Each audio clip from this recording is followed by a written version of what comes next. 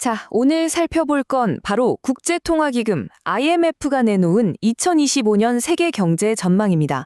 과연 어떤 내용이 담겨 있을지 지금부터 아주 자세히 파고들어 보겠습니다. IMF가 내놓은 헤드라인, 이거 보세요. 아주 단호하죠.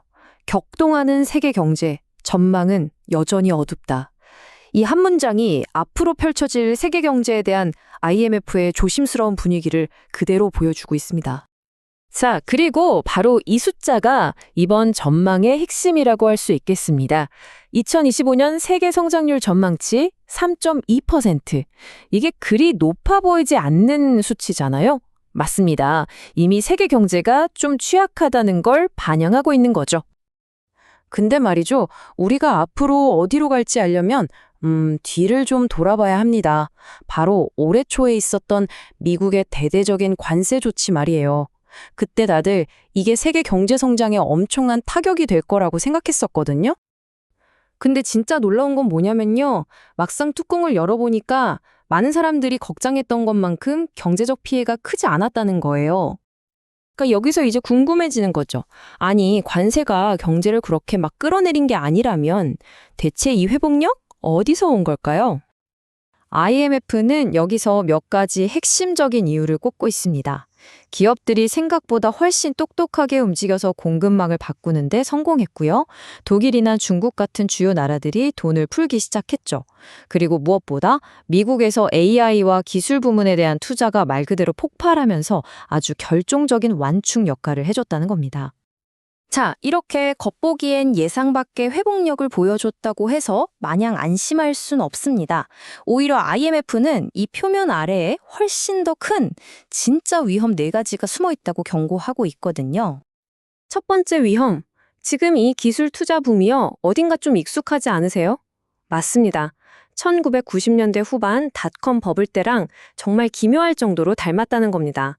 당시의 인터넷이 지금의 AI인 셈이죠. 이렇게 기업 가치가 치솟고 투자가 몰리는 건 좋지만 이게 갑자기 꺼져버리는 시장 붕괴로 이어지거나 혹은 이걸 막기 위한 급격한 금리 인상의 위험을 키우고 있다는 거죠. 두 번째는 바로 중국입니다.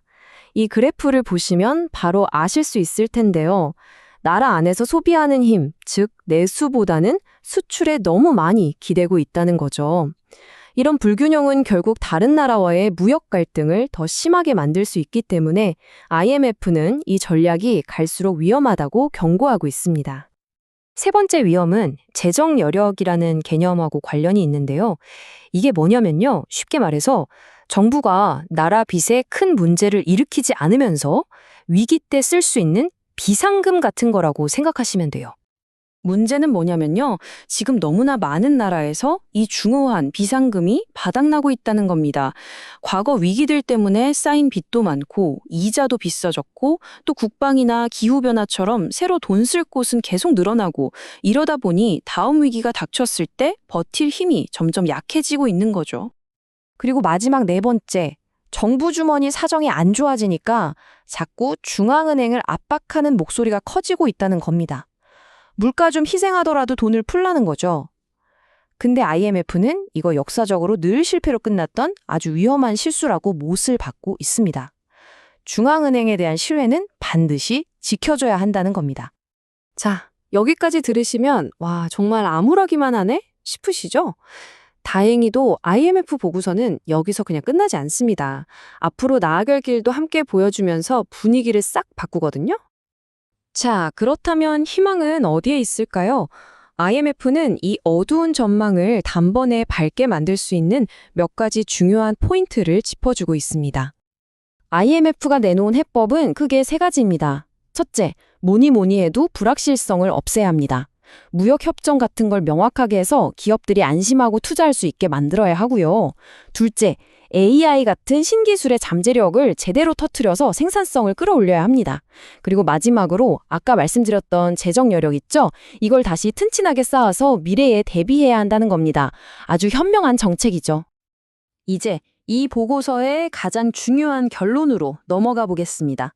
IMF 총재가 한마디로 안전벨트를 매라고 조언했는데요. 이게 대체 무슨 뜻일까요? 이건 그냥 충격이 올 테니 버텨라. 이런 수동적인 뜻이 절대 아닙니다. 훨씬 더 적극적인 의미예요.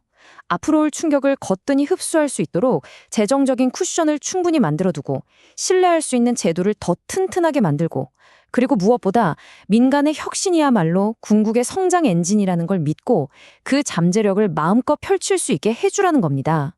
한마디로 끊임없는 충격에도 흔들리지 않는 그런 튼튼한 경제를 우리 손으로 직접 만들자는 거죠. 결국 IMF는 위험과 기회를 모두 우리 앞에 펼쳐 보인 셈입니다. 그리고 마지막으로 우리 모두에게 아주 강력한 질문 하나를 던지고 있죠. 이렇게 끊임없이 충격이 몰아치는 세상 속에서 과연 우리 세계 경제는 이 거친 파도를 헤쳐나갈 준비가 정말로 되어 있는 걸까요? 이건 우리 모두가 함께 고민해 봐야 할 숙제인 것 같습니다.